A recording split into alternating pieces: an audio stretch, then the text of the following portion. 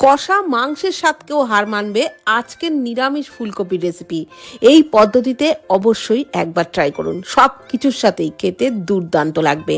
কড়াইয়ে অল্প গরম জলের মধ্যে একটু লবণ দিয়ে ফুলকপির টুকরোগুলো দিয়ে একটু নাড়াচাড়া করে, জলে কিন্তু ফোটায়নি, একটু নাড়াচাড়া করেই ফুলকপিগুলোকে তুলে নিলাম। কড়াইয়ে সর্ষের তেলের মধ্যে একটু লবণ দিয়ে দিলাম আলুগুলোকে হালকা লালচে করে ভেজে নেওয়ার পর ফুলকপিগুলোকে দিয়ে ফুলকপি আলু বেশ লালচে করে ভেজে তুলে নিলাম। তারপর কড়াই আরেকটু তেল দিয়ে ওর মধ্যে দিয়ে দিলাম গোটা গরম মশলা আর গোটা জিরে, একটু জল দিয়ে দিলাম ফোড়নটা ভেজে নেওয়ার পর। তারপর আদা কাঁচা লঙ্কা বাটা, জিরে গুঁড়ো, ধনে গুঁড়ো, হলুদ গুঁড়ো আর কাশ্মীরি লঙ্কার গুঁড়ো, পরিমাণ মতো লবণ, একটু চিনি দিয়ে দিলাম টমেটো বাটা। সমস্ত মশলা খুব ভালো করে কষিয়ে নিলাম।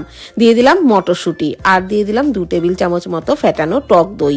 খুব ভালো করে সমস্ত মশলা দই কষিয়ে নিলাম। তারপর ভেজে রাখা আলু আর ফুলকপি দিয়েও মশলার সাথে নাড়াচাড়া করে বেশ ভালো করে ভেজে নিলাম। পরিমাণ মতো জল দিয়ে ঢাকনা চাপা দিয়ে সমস্ত কিছু ফুটিয়ে নিলাম। আলু ফুলকপি ভালোভাবে সুসিদ্ধ হয়ে গেলে নামানোর আগে একটু গরম মশলার গুঁড়ো আর ঘি ছড়িয়ে ভাত রুটি যা কিছুর সাথেই খাবেন, একদম ফার্স্ট ক্লাস লাগবে। তো অবশ্যই ফুলকপির এই রেসিপি ট্রাই করুন, বাড়ির প্রত্যেকে একদম চেয়ে চেয়ে খাবে।